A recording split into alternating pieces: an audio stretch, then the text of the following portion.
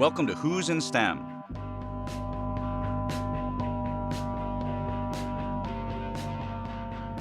I'm Ken Ono, your host and the STEM advisor to the Provost and the Marvin Rosenblum Professor of Mathematics at UVA. Our goal is to evoke flights of imagination and wonder by showcasing this cornucopia of all that is STEM at UVA. The marvelous world of UVA science, technology, engineering, and mathematics. It's been in the air. Today we're talking big data. And our guests are Phil Bourne, the colorful dean of UVA School of Data Science, and Cathy O'Neil, the effervescent data scientist and author of 2 best-selling books. Maybe you've heard of these books. They are really famous books. Weapons of Math Destruction, you heard that right, and The Shame Machine, Who Profits in the New Age of Humiliation. But first, let's celebrate Who's Making Discoveries. UVA's 8-member cyber defense team won the Mid-Atlantic Regional of the Collegiate Cyber Defense Competition. They're mentored by computer science professor Yonggi Kwan, and they're captained by 4th-year WHO CS Major Emil Braggs. The team has advanced to the national championships in Dallas, and what to say, go Who's! UVA School of Medicine researchers have identified a gene that plays a crucial role in determining the risk of heart attacks, aneurysms, and coronary artery disease. Led by Professor Clint Miller, the discovery advances our understanding of the causes of a wide range of conditions, including arteriosclerosis, or the hardening of the arteries, and the idea is that this research will move us closer to new treatments and preventative measures. And that's Who's Making Discoveries. As a kid in the 70s and 80s, I loved baseball. I saved up my allowance that my parents paid me in quarters, and I used these quarters to buy packs of baseball cards. Maybe you remember, there were 14 cards per pack, tightly wrapped in wax paper with a stick of stale bubblegum. My friends loved the glossy photos of the players, but me, I cared about the other side of the cards. That's where you found the numbers, the player stats, neatly organized in tables. What was there? Batting averages, home runs, triples, and I spent countless hours playing with these cards. Well, that's what I called play. You see, what I did is I'd randomly pick 20 cards, 20 players, and I made my own tables. I fashioned my own tables by picking the best season from each of the 20 or so players. And it certainly helped when I had stars like Reggie Jackson and Eddie Murray randomly come up when I picked the cards. What I did is I added up the numbers to see if I somehow fashioned, in my own way, a Hall of Fame player. And for me, that was the idea of big data, a ragged stack of baseball cards strapped together with a hefty rubber band. All I needed, way back then, was a pen, some paper, and my Radio Shack calculator. Let's fast forward to today, 2023. We have genuinely entered the era of big data. And it's a pleasure to have with us Phil Bourne, the founding dean of the School of Data Science, and Cathy O'Neil, a world-famous author, data scientist, and currently a UVA Visiting Scholar. Phil, Cathy, thank you for being with us. So, Phil, I'd like to start with you. What is, in your words, data science? Well, it's an interesting question. If you asked someone what the internet was, if you ask 10 people, you're going to get 10 answers. They're all going to be different, but you use it every day. And I would say data science is sort of the same thing. Many different definitions, but you're using it every day. And, I'll pick a definition. There's the sort of standard definition, and part statistics, part computer science, part applied math, all rolled together and applied to a whole series of different disciplines. That's one way of looking at it. The way we look about it, and here at UVA and in the School of Data Science, is really the idea that it's really, you mentioned big data already, it's about this ever-growing body of digital data from very many different fields that can be applied in many different ways. And when you bring that together, you can make new discoveries, and we're trying to make discoveries that have societal benefit. Oh, that's great. So, Phil, we're very lucky here at UVA. Big data is still quite new as a discipline, and you're the founding dean of UVA School of Data Science. We're lucky to have this school. This school is largely made possible thanks to a $120 million gift from the Quantitative Foundation, headed by Joffrey and Merrill Woodruff. And everyone wants to know, how's it coming along? Well, you only got to look out. Well, there's no window in the studio, but close by, you can see a building that really is reflective of what we're doing. And so that's just part of it. I mean, I think if you really want to know what's going on, look in the eyes of the students. They'll tell you. It's quite stunning how it's coming together. So, an example, we have an undergraduate minor program now that has 600 students in it, but across 70 majors, pretty much every single major in the university. So all these students want to have quant skills. That's reflected in the undergraduate program we're just starting. And we also have a master's program, both residential and online. And now we have a PhD program, which is, ever growing. So we had 250 applicants for that this year for probably about 10 slots. So I think that tells you something. And then there's an active research program. So let's just say it's very vibrant and growing. Right, data science, it's definitely in the air. And it's also on these T-shirts that populate ground. So it's everywhere.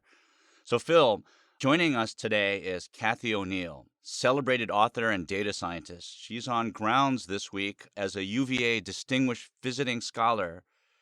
As her host, I want to hear in your words, what brings her here to UVA and what does she add? Well, I think Cathy's exemplary for what we would frankly love all our students to become in some way, shape, or form. I mean, the fact that she has such a distinguished career as a mathematician, but then also has really got a breadth in terms of working in the private sector, for example. And then, of course, what we really care about, and I think it's for us going to be perhaps the biggest driver of what we do, is what I would just call this large area of responsible data science that Cathy exemplifies so well and has worked so hard towards, and it's really contributing in ways where people pay attention. Right. I want to add to that. As the STEM advisor, we here at UVA are quite proud of our initiatives in democracy. So you heard it from Phil. This is how science, data science, plays an important role in everything we are at UVA. Cathy, known you a long time. Yeah. So I kind of want to admit this. So I first learned about you in the early 1990s when our producers weren't alive yet. I first heard about you from my friend Ken Ribbett, professor, very distinguished professor at Berkeley, and he had told me you had just won the Schaefer Prize, awarded by the Association for Women in Mathematics as the top undergraduate woman in mathematics in the country. You then went on to Harvard, where you wrote a PhD in arithmetic geometry on Jacobians of curves. And as this is my field, I can tell the listeners that this is really abstract stuff. It's uber theoretical. It's way out there. And today, you're a world leader in data science. Your website, MathBabe, has a huge following. Honestly, when MathBabe talks, people listen. How'd you go from the world of abstract math to where you are today? First of all, thanks for inviting me today. It's a pleasure to be here. I guess the answer is I made a lot of mistakes, but I try to learn from my mistakes. So that's the short answer. I'll then expand that a little bit. I went into finance during the financial crisis, or right before the financial crisis. I learned pretty quickly what I don't want to do with my life, which is stay in finance, especially because I thought that mathematical models and the unreasonable trust that they were imbued with were part of why we had a housing bubble and a financial crisis. So it was not great. Right. So if I remember correctly, you were part of the Occupy Wall Street? Yes. Yeah. So once I quit finance, I joined Occupy. But actually, I started MathBabe first as an attempt to basically warn off other mathematicians from the route I had taken into finance. Then Occupy started and I joined it. I needed a job, though, so I took a job as a data scientist in ad tech in New York City. And I pretty quickly was like, oh, wait, I don't want to be part of this either. The funny thing is, as a mathematician, you're your biggest problem is that no one cares about your work.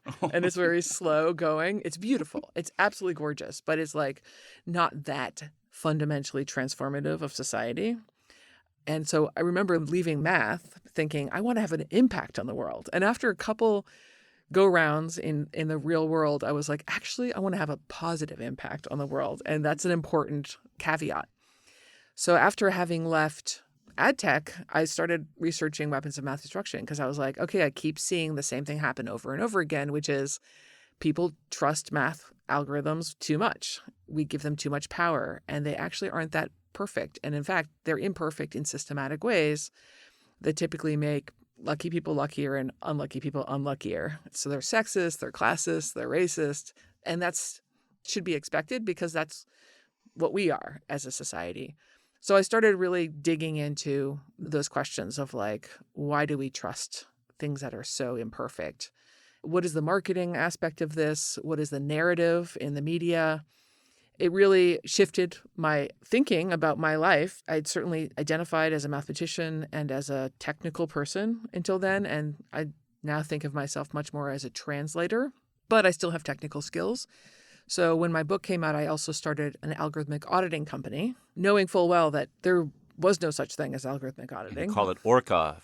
Is that Yes, right? Orca is the name We're of my supposed to be company. afraid of orcas, aren't we? Yeah, they're killers. I hope people are a little afraid Oh, of my good. company. Yeah, it's supposed to be a little bit. It's a little daunting. Yeah, the idea is, like algorithms aren't perfect. If you're courageous, you'll let us look inside the system to see what's actually happening. And how often does that happen? I'm getting more and more clients along the lines of the attorneys general. I work with the insurance commissioner of Colorado as well as the insurance commissioner of DC. So yeah, we're getting more and more interested in like regulatory and policing functions, which is fine. The larger goal of Orca and for myself personally is to set standards in this field.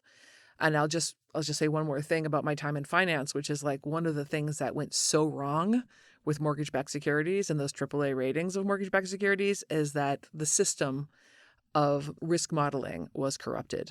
And so we were expected to trust these things because they were built by mathematicians with PhDs, but they weren't actually trustworthy. They were mathematical lies. So how do we build an auditing function in the world of algorithms, given how high the stakes are? That is not just a bunch of mathematical lies. Yeah, I'd like to follow up a bit on this. Here at UVA, Ian and President Ryan, they strongly support, as I mentioned earlier, this democracy initiative. And I'm a huge fan of your book, Weapons of Math Destruction. By the way, I gave 60 copies out last year at the graduation dinner, which we hold every year in the beautiful dome room of the Rotunda. And I won't be surprised if you get spotted on grounds and people That might actually ask you happened for... already. It already happened? Yeah, it was pretty cool. Oh, awesome, Yeah, awesome. I felt really, really special. Okay. So thank you for doing that. Oh, well, thank you for writing the book. For our listeners, though, I think if you could share with us one anecdote that really troubles you, say in the world of predictive policing, which is so important to us here, what would that takeaway and worry be that you would want to raise awareness of? Well, yeah, I mean, there's a lot there. I could talk for an hour about know. that stuff. Yeah. But I would say the alarming thing about using data that the police have, you see, I'm being very careful with my words. I'm not calling it crime data. Is that it's not crime data. It's called crime data, but it's not crime data, which is typical in this arena. We bestow powers or assignations onto these data sets that they just don't have. We project. So we look at arrest data and we call it crime data. And the reason that's really a problem is because we think arrest data is going to be predictive of crime. But actually, crime is very different from arrests. If you think about murders where there was a victim, there was a crime, I should say. But most of the time you have a dead body and you're like, okay, there was definitely a crime here. Even then, it only 56% of the time leads to an arrest and less than 50% if the victim is Black. If you think about rape, hugely underreported. And depending on the politics and the trust of the police, even more underreported. And then when reported, only leads to an arrest 7% of the time. Really? Yes. So if you think about the incidence of crime on the one hand and the arrest data on the other hand, you're like, whoa, those are really different. So the idea of calling it crime data and saying the locations of previous crimes is where we should send the police, what that actually leads to is the continued pattern of over-policing of the same neighborhoods that have been over-policed historically, and for that matter, like the continued criminalization of poverty, of mental health problems, and of addiction, which arguably shouldn't be crimes. I could say a lot more about it. I'll stop there. But I guess the biggest thing I would say here is that we call it crime data. That's our bad. Like the algorithm is doing a good job predicting, but it's not predicting crime. It's predicting police. Right. It's doing a pretty good job at predicting police. Well, thank you. Weapons of Math Destruction. If you don't own it, I invite you to check out a library or purchase it online. It's really one of the most important books, I think, ever written in data science. Now, Cathy, last year you followed up with another bestseller called The Shame Machine: Who Profits in the New Era of Humiliation. What's this book about, and what are the takeaways? Well, the book is about my sort of profound interest in shame. So there's a lot of personal narrative there about fat shaming and my decision to get bariatric surgery in order to avoid diabetes, and how like it was an absolutely shaming experience set up essentially in order for insurance companies to avoid paying for bariatric Mm, surgery, even though it's really, really good for people's health in the long term, but insurance companies typically don't care about the long term. So basically, I'm trying to understand the extent to which we as a culture are shamed by companies for profit. Now, that's actually kind of old news when it comes to things like face cream. Like, we know that women are shamed for being old so that they'll buy face cream. That's a standard thing. It's not new. One of the things that I thought through, though, is like the extent to which social media has sort of captured this exact notion, but it's twisted it a little bit. Whereas a company like a face cream company will shame us directly in order for us to sort of try to escape that shame by purchasing a product, social media companies have figured out something trickier, which is that they get us to shame each other, and they stand by while they profit off our clicking on their ads, which of course the ads themselves are also part of the shame machine. It's a devious way of profiting off of our shame, and it's probably even more problematic because at the end of the day, we are cooperating with it. We're actually we're part of, active participants. yeah, Right, we're part of the right. machine. Yeah. So that's really what I want to get to talk to people about. I also obviously think through, when is shame appropriate versus inappropriate, because to be clear, going back to Occupy Wall Street, every protest movement is shame-based, Right, right? We're right, always shame, but it's punching up shame. right. So I try to do a taxonomy there of like, what's punching up versus punching down, which is, in other words, when is it appropriate to use shame? When is it inappropriate or unuseful? Very compelling. Well, in addition to all of these sobering messages, there's another elephant in the room. So I want to turn back to you, Phil. So the elephant in the room is artificial intelligence, large language models, ChatGPT, Jasper, and so on. So, Phil, as one of the leading figures in higher education, one of the deans here at UVA, can you speak to that? What's your vision of the future of higher education? Well, as you know, that the university has a task force going on at the moment, just looking at ChatGPT and these other large language models and the implications of it. I mean, I think we're all of a general mind that this is actually overall a positive thing. I mean, notwithstanding all the issues that Cathy's brought up, which are actually going to appear in droves. Because remember, text, which is being consumed by these kind of models, is in fact just another form of data. So that's all happening. But I'm optimistic that we're embracing these capabilities as tools that could be used to further the missions I described before, which relate to the betterment of society. So that's going to happen over the long term. I think it's going to be very disruptive for higher education. We've had 2 deans meetings about ChatGPT. I could not get the dean's attention about AI before this. So it tells you something fundamentally is new. And I think frankly, it has to do with the generative aspect, which suddenly people see before their eyes that something that's not a human being is generating language, code, recipes, all sorts of things that were, as disquieting people, but at the same time got their attention. So I think that will be a disruptor going forward for how we think about higher ed. I could tell you a little story I told the deans to just sort of exemplify that. So basic notion, and it also, of course, relates to what looms over us all the time, which is Thomas Jefferson. So imagine a situation where you could go, right now we have collections of Thomas Jefferson's papers that no one else has. Some of that's digitized, some not. When you digitize all of that material, everything he wrote, you could actually create very easily, automatically, a timeline of and social network of Thomas Jefferson over his lifetime. So who he interacted with at certain time points and so forth. So imagine picking a point on that. You're wearing your virtual headset. You pick on a point in that scenario where it's the laying of the cornerstone of the University of Virginia.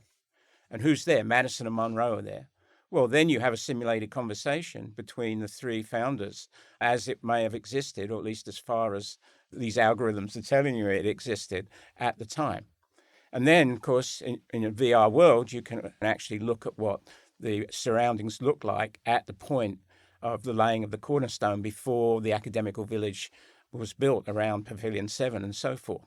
So imagine just learning history that way, that suddenly, with all of those sort of capabilities, for better or worse, and there's some worse in there as well in terms of misinterpretation of that conversation, but it's going to be a compelling way to learn. And it's not the way we're even thinking about learning right now. That vision is fascinating. As a mathematician, a man of numbers, what I would like to see would be this famous correspondence between Thomas Jefferson and Benjamin Banneker, first African-American scientist who really should be much more of a household name. And Jefferson's relationship with Banneker's is one that needs to be developed further. But you've just described where the promise is, right? I mean, there's certainly aspects that are problematic. But the idea is that, so what's problematic? That suddenly a lot of people who are working in higher ed in the way they've worked for a long time, they're not going to have jobs anymore. On the other hand, this kind of ability is going to open up a whole new set of types of jobs. And we've seen this over history time and time again. And I just see it repeating itself here. And I think there's the opportunity, if Cathy wants to jump in here, that's good. It's just an opportunity that, but there are, and maybe this is your lead-in, but there are worrying parts of this as well. No, I mean, actually not going to talk about worrying parts, which there are, of course, but I'm just saying that what I'm seeing you do is use your human intelligence to apply it to a tool, which is based on training of all the content that humans have generously contributed to the internet in order to do a lesson. But this is all you. This is all humans. Right? I mean, I'm just making the point that it's like not actually that new. Ken, your idea of thinking through that conversation between a scientist and that's a good idea, but that's your idea. Right. I guess my thing about this generative AI stuff is that they don't come up with original ideas. They do help us build on original ideas, but it's just a tool. I do agree that it's going to fundamentally change higher ed, but not because of learning being different. Learning is not going to be that different. It's going to be aided by this tool. What's going to be different is grading, especially with essays. And with college admissions, it's going to be harder for people. It's going to basically democratize cheating, which I think I'm kind of all for. It shouldn't be only rich kids with tutors that get to cheat. You know what I mean? So I think it's going to be challenging for English professors or other professors who take in essays to be like, is this original? Or to what extent is this original? Are there original ideas? But I actually think long term, that's a good thing. Like the pitter patter is stuff that obviously a computer can do. So the question is going to be, what is the original idea here? And that will never be done by AI. Yeah, I agree with that. But I think we also agree that AI today represents, as you say, an incredible tool where we have at our fingertips extraordinary access to essentially accumulated human knowledge. And hate speech. And hate speech, right. We do have to wrap up here. I'm sure we could talk for hours. Maybe we'll do it at a coffee shop later today. But thank you for being here, both of you. Phil, Cathy, you're both shining examples of what it means to be great and good in all that we do.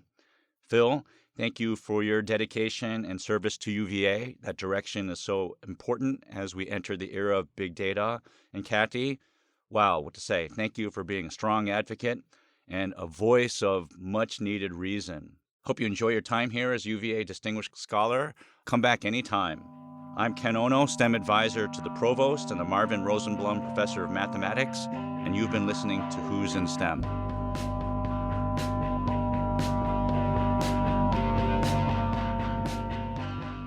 Who's in STEM is a production of WTJU 91.1 FM in the Office of the Provost at the University of Virginia.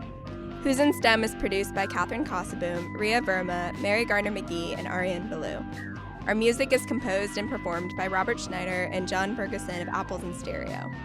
Follow us on Facebook, Instagram, and Twitter. Listen and subscribe to Who's in STEM on Apple Podcasts, Spotify, or wherever you get your podcasts. We'll be back soon with another conversation about scientific and technological innovation at the university.